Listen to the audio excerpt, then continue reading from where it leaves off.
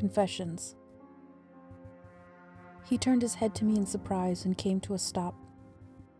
"You can't," he responded. "I forbade it." He was taken aback by my sudden declaration. I knew he knew I loved him, but I'm sure he thought I would never actually tell him. "Those are strong words for anyone to impose," I said, looking up at him. The sun was going to be setting soon, and the air smelled like it would rain too. "Who do you think you are to silence my heart?" I said while stepping in front of him, ensuring he couldn't just brush me off. He looked at me with such a stern face. It was hard to read what he could have been thinking. "The unlovable," he replied in a dry voice. "Clearly you are not," I answered, doing my best not to tremble in my speech. It had taken me over a year since his return to build up enough courage to tell him how I felt, so there was no going back now. "You have no dominion over what my heart feels," I said. "Clearly I do, if you are declaring your undying love for me," he said forcefully as he pushed past me. "What would you have me do then?" I said, following him with my gaze. He continued forward, ignoring me. "If this is what you wish, then tell me, how? How can I stop?" I said, taking a step forward, making a gentle grab for his hand. His hands, both strong and infinitely gentle, an oxymoron I was more than willing to resolve. He turned to me and quickly moved his hand away. His face reflected a sense of annoyance and frustration. I wasn't sure how to react. He had always been so kind to me. He was such a gentle and patient being. So this change was out of the norm. I stepped forward and he took two back. "You must step away," he said, recoiling. "I can't," I protested, softening my tone. "You mortal fool. As smart and careful as your nature is, you dare speak to me in such a way?"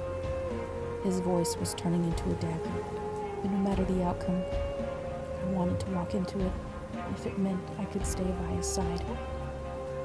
The darkness of the night was swallowing the land. It had turned everything around us to a faded gray. It was getting harder to see his face and read his expressions. I couldn't stop now.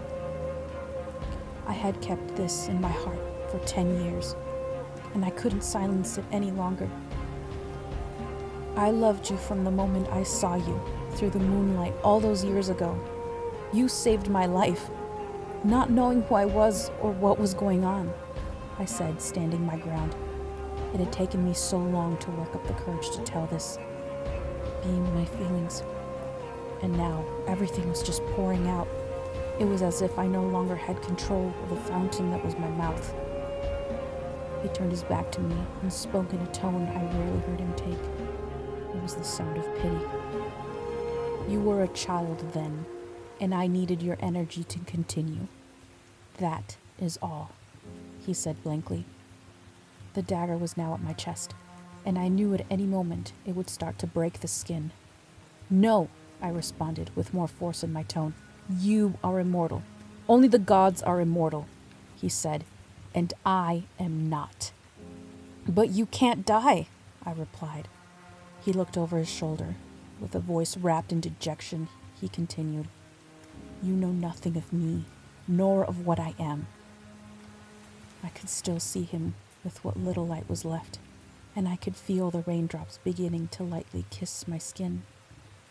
"You asked me to embark on this journey with you. If you didn't want me by your side, why ask me to come with you?" I asked. I had wondered this from the first day. It's not like he needed me specifically for anything at all in particular. We had been wandering around for 1 year now. I was beginning to think that I was more like a pet to him than a companion. "I am not your savior," he spoke, now with a bass of anger in his tone. "If you are not my savior, and you don't care for me, then tell me, what am I to you?" I said. A hint of fear began to rise from my stomach. I didn't consider the consequence of trying to get the truth out of him. I had lived in my mind's fantasies for so long that I hadn't really considered what would actually happen once I told him how I felt. What if he abandoned me altogether? The thought crossed my mind, and my heart began to race. I did not express, "I do not care for you," he responded. He turned around to face me once again, and I could see his blue eyes glow. The ice from them shimmered like polished crystal. I had always felt comfort from his gaze, but now I felt nauseous. Even so, I knew I had to finish what I started. "I do love you," I stated firmly.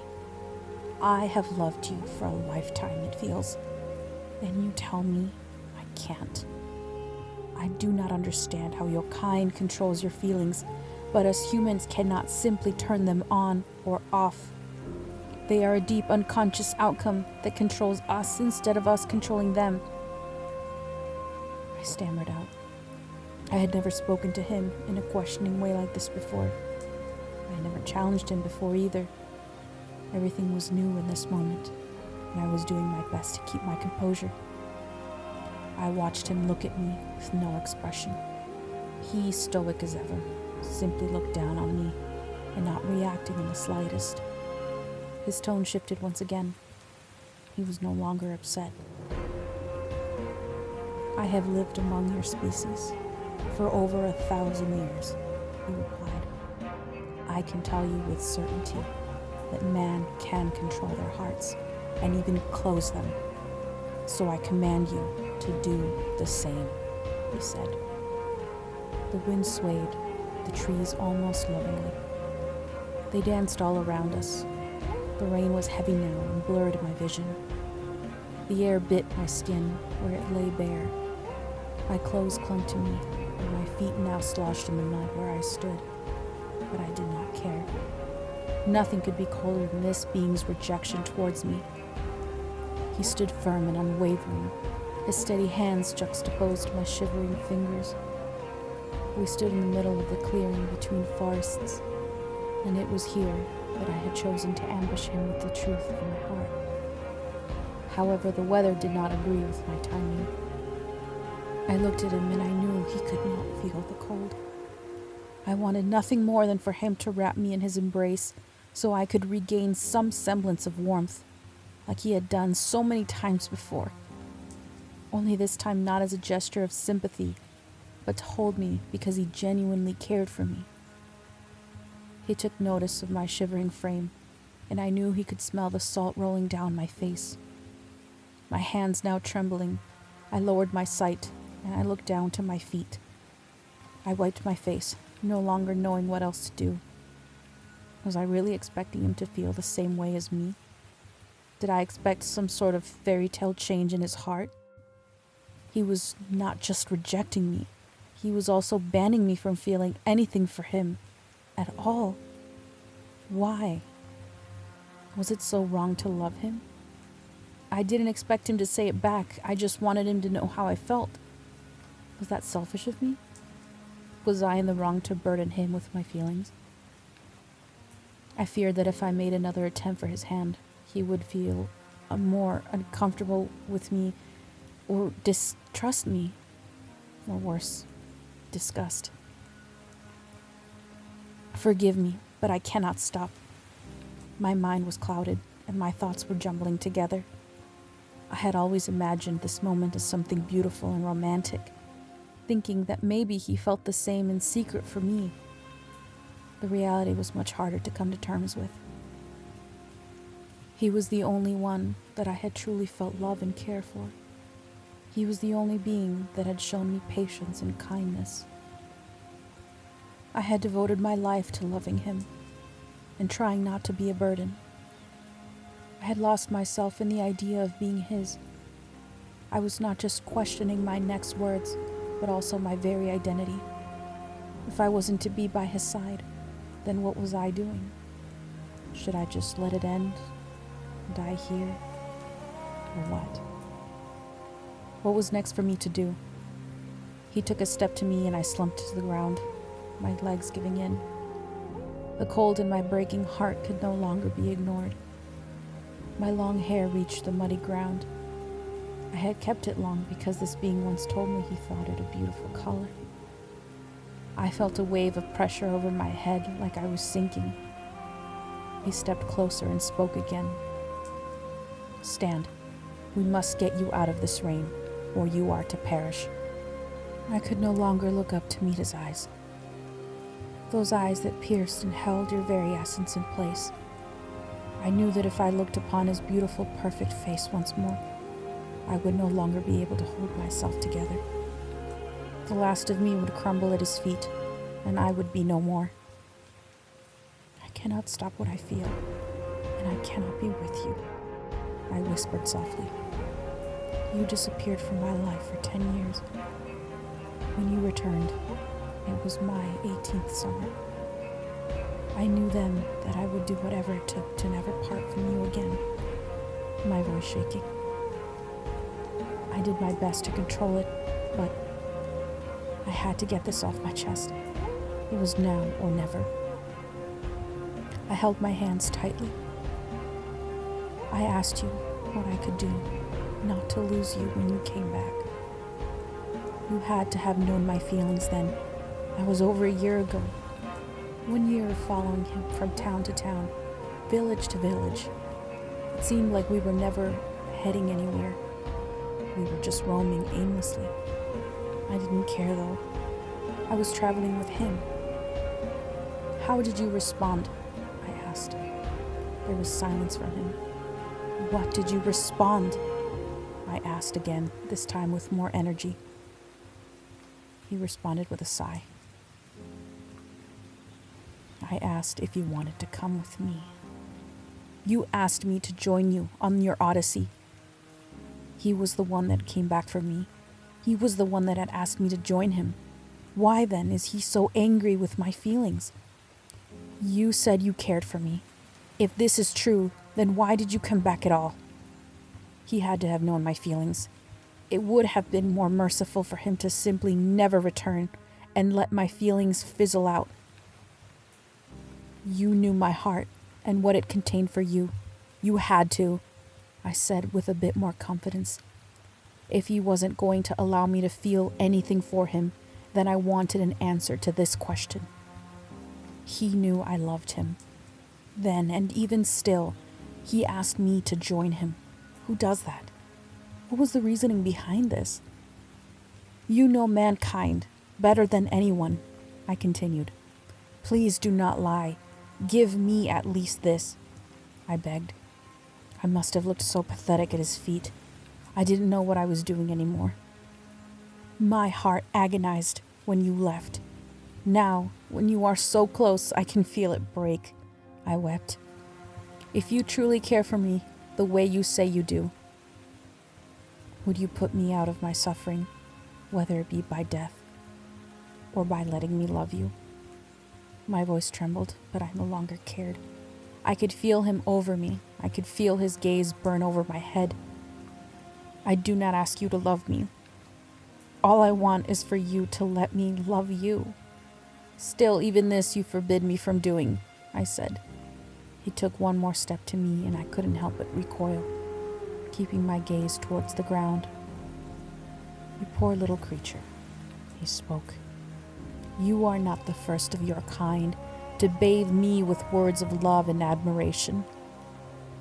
I stopped crying for a moment, and I listened intently at his words. "Throughout my time here, I have known many beautiful men and gorgeous women that have all wanted me to have them.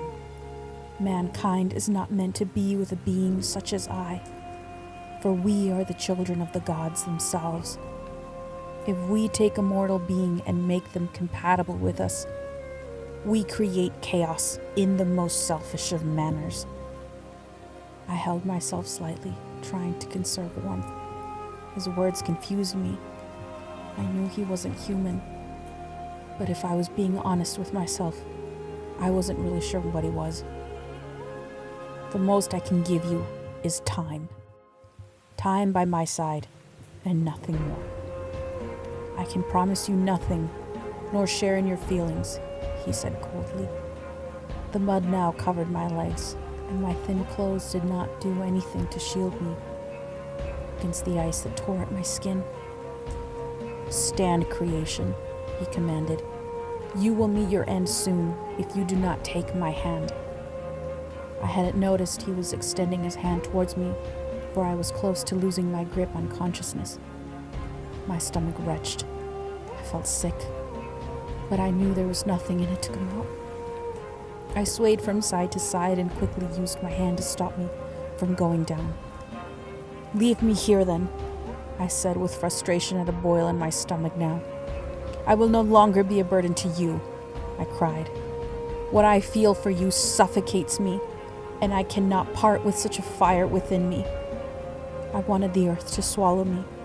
Maybe then I could sleep. I could forget. "All my life, I have been alone," I stammered. "There was nothing for me here. You are the only constant, the only that has shown me kindness. You taught me what it is to love," I said, regaining power in my voice. "What you feel is not love," he snapped.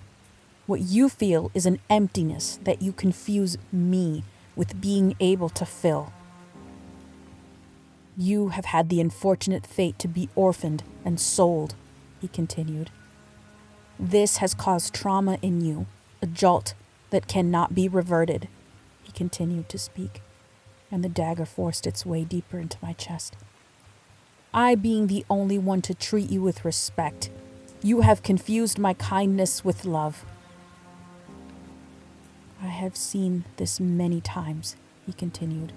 "Believe me, it will be easier on you if you understand your feelings in this manner." My chest had swallowed the whole sharpened point. This being telling me that what I felt wasn't real, but a reaction to trauma, confused my mind even further. He knelt down to my level, and I could feel his warmth radiate off his body. His whole presence was so inviting, whether it be because of the cold or because I dreamt he could still share in my feelings I no longer knew. I sobbed in my free hand, and I could not stop myself. "You have not loved a man before," he pressed. "You are used but never loved. I know this of you," he continued. "You will find a man who will love you with the same intensity you declare unto me now," he said. His words wrapped around my heart and squeezed it, making me feel like it would stop beating at any moment. "I do care for you, but I also pity you. This is why I chose you all those years ago. Pity." His voice now only carried sympathy for me. "Your kind has an energy that burns brighter once it's been drenched in pain." Energy? What was he talking about? "I know all you have suffered, and even now I can see how your misery consumes you. It burns bright in you, and I can't help but to feed off it," he said while breathing in deeply. He paused for a moment. The silence was suffocating. "I reveal to you this. I eat mankind's pain," he responded.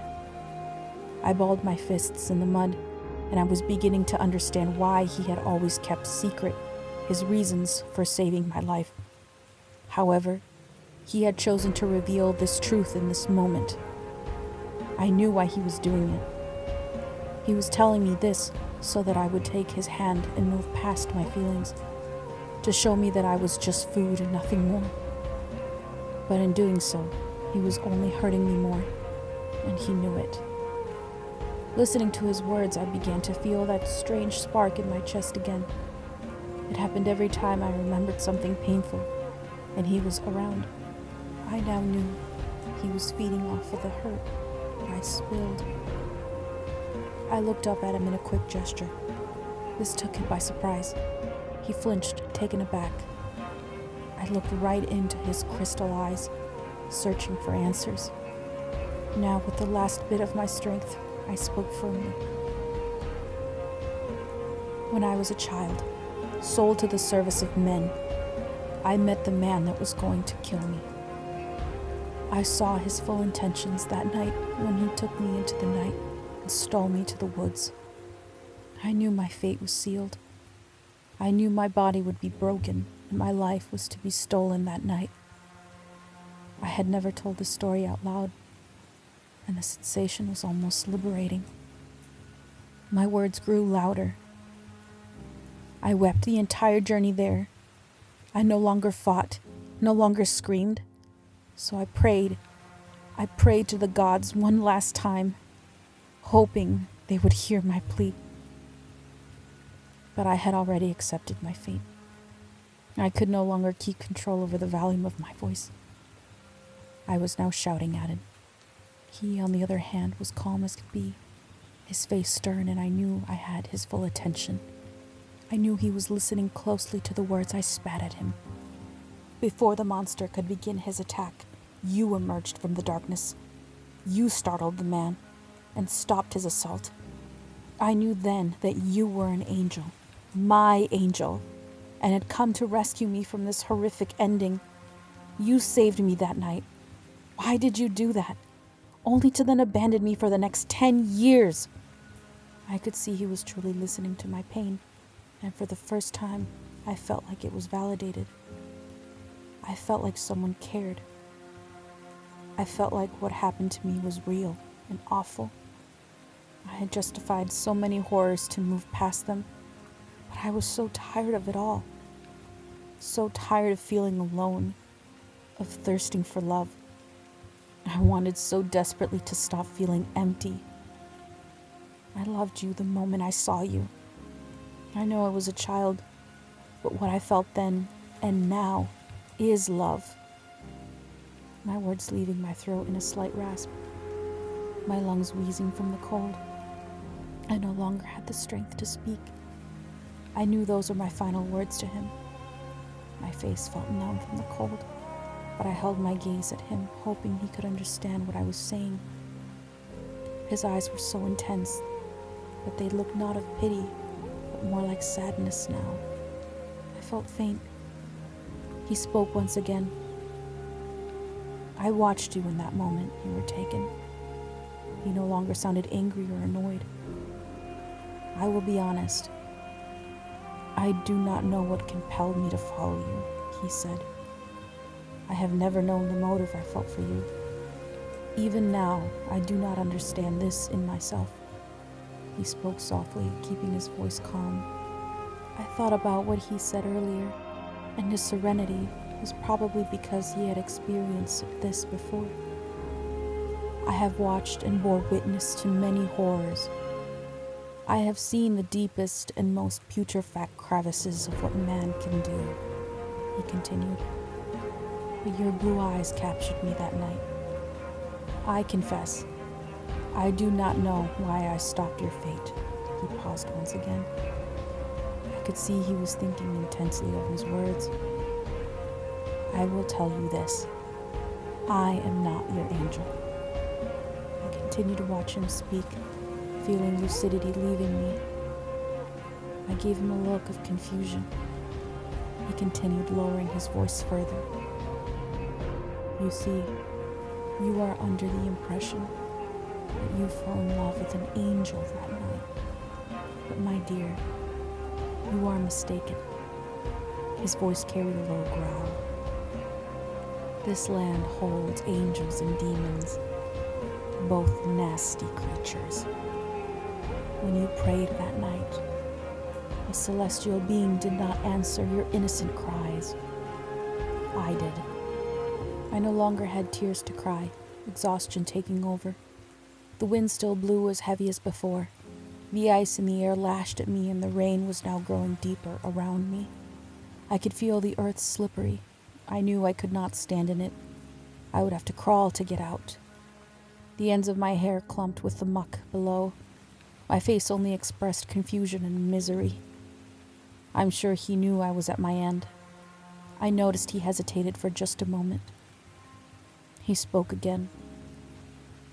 You see, your prayers were answered by a demon. My eyes widened and I began to breathe rapidly. I was always taught that demons were the cause of evil, that they were most wretched of things, that they should be destroyed if caught. He leaned in closer still to whisper in my ear, and I could not move. "Don't think I'm so beautiful anymore, do you?" He mocked me. He had never spoken to me in this tone. He leaned back, leaving me with the truth. It bounced in my head and everything started to make sense. "I am an agent of darkness," he hissed. "A child of chaos.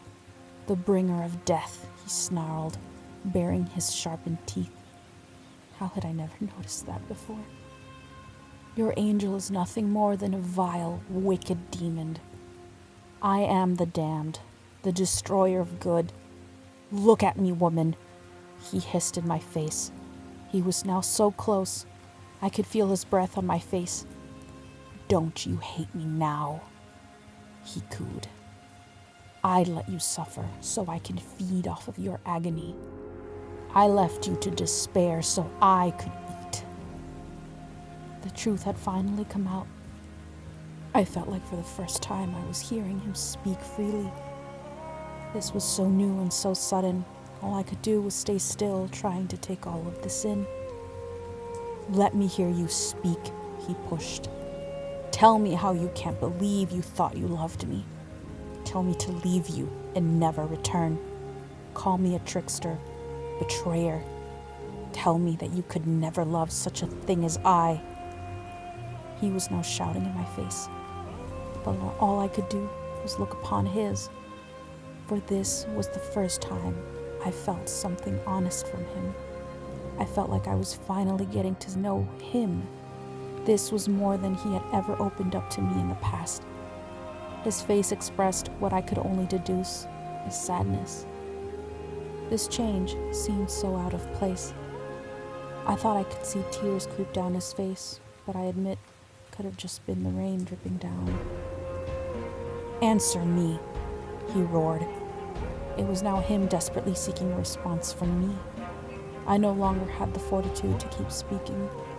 He was desperate for an answer. There was no mistaking it in his tone.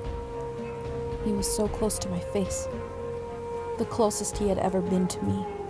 I leaned in closer still to answer his question. He held still, thinking I was to whisper in his ear. I instead placed my lips upon his and closed my eyes. I had never voluntarily kissed anyone before. I dreamt of what it could feel like to be so close to someone that a spark would ignite and I couldn't help but kiss them. I felt his warm lips against mine and fell deeper in the kiss. He did not recoil, nor did he stop me. He held his place and allowed me to continue. The feeling alone was enough to warm my entire body. I kissed him deeper. The butterflies fluttered in my stomach. I couldn't see his expression, but I knew if he wanted to, he could pull away at any moment. His tongue made its way into my mouth, and I felt my body floating. I wanted so desperately to hold his face in my hands. He kissed me with so much gentleness, like I was going to break if he wasn't careful. And maybe I was. I lifted my hand that held me steady from the muddied earth and slowly grabbed his robes that draped over his chest. I steadied myself holding on to him instead of the liquefied soil. He did not seem to be bothered by my closeness anymore. He did not push me away, nor did he stop my hand from pulling him closer to me. He pressed his mouth deeper into mine, and I wanted him to envelop me within him. His hands fell forward, firmly planting them in the ground around me, steadying himself in place. For a moment, I noticed I couldn't feel the frost in the air, nor the rain spilling over me. I didn't know what was happening to my mind nor my body. I was losing control of them both. My hand slipped from his ropes and fell back into the muck with a quiet splat. My lips suddenly left his, and I could feel my head heavy and all sound leave my surroundings. I only heard a dull ring as my vision began to spin. My head dipped back and I could feel myself fall. Everything felt so slow. The last I saw was him opening his eyes after my lips left him suddenly. He quickly realized what was happening to me. His eyes widened, and before my head could hit the murky water beneath, he quickly placed his hand under my head, catching me. Repositioning himself, he sat in the mud, placing me upon his lap. With one arm, he held me, and with the other hand he turned my face to look up at him. I felt him hold my face, and the mud smear on it. He held both sides of my face with one hand, almost pinching me between his thumb and his pointing finger. He wanted me to meet his eyes. He spoke words, but I couldn't hear him. It was as if he was far away. He shook me a bit, and all I could do was look at him. Between blurs, I didn't know what he was thinking or what he was going to do next. His stare was so intense, but I felt no fear. Not of him, not of death. He suddenly pressed me close to him, wrapping me in his arms. I could feel his left hand on my head slowly grip my hair. His hands that once pushed me away now pressed me closer to him. I could smell ash on him. I felt his chest rise and fall rapidly. I could feel the beat of his heart quicken. And all I could do was melt in his cradle, letting his warmth devour me. I know what I saw that night, and no one can convince me otherwise. For the first time, I saw pain in his eyes.